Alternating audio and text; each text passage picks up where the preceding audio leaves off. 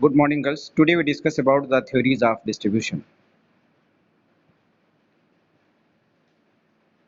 Micro theory of distribution. Today we discuss the founder of classical economics, Adam Smith, and David Ricardo was concerned with the distribution of income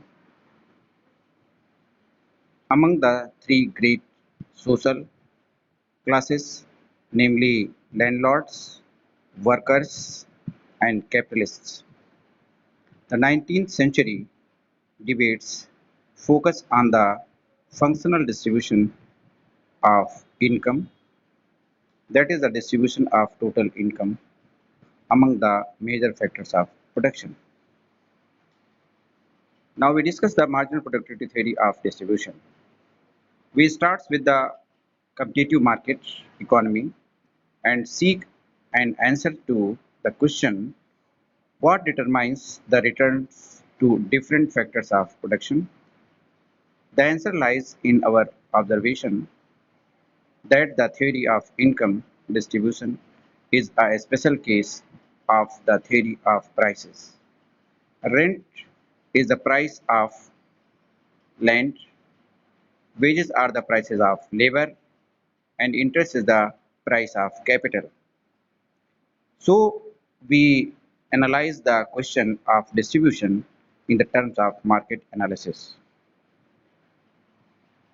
Each factor of production is bought and sold in the market. The conditions of demand and supply for each factor determines its equilibrium prices such as rent, wages and interest and equilibrium quantity utilized.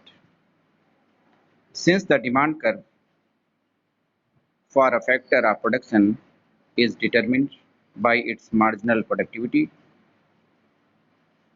the new classical theory of distribution is also referred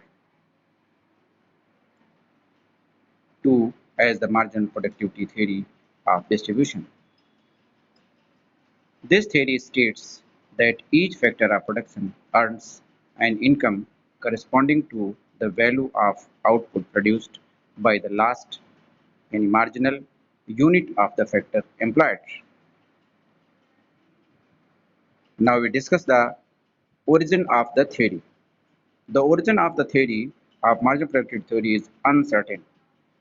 Some indications of this theory can be found in the works of Ricardo, Van Thunen, Longfield, and Henry George. In the last 2 decades of the 19th century, a number of economists developed it independently. Some of the important names associated with this development are Wicksteed and Marshall in England, Walras in Switzerland, and Wicksell in Sweden, Barone in Italy, and J.V. Clark in USA. In spite of differences in their analysis, the common points were the assumptions of perfect competition and static economy. John Bates Clark (1847 to 1938), an American economist, published his book "Distribution of Wealth" in 1899. He has some claim to the independent discovery of the principle of marginal analysis and is regarded as the founder of the marginal productivity theory in the USA. He went further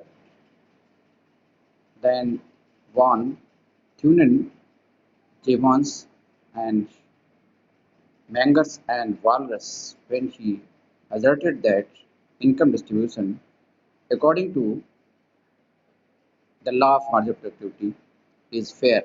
Other economists who analyzed and developed this theory do not agree with the whole of Clark's analysis.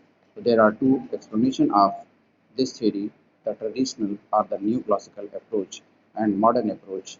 The former is developed under the assumptions of perfect completion while the latter takes imperfect conditions to under consideration. Now,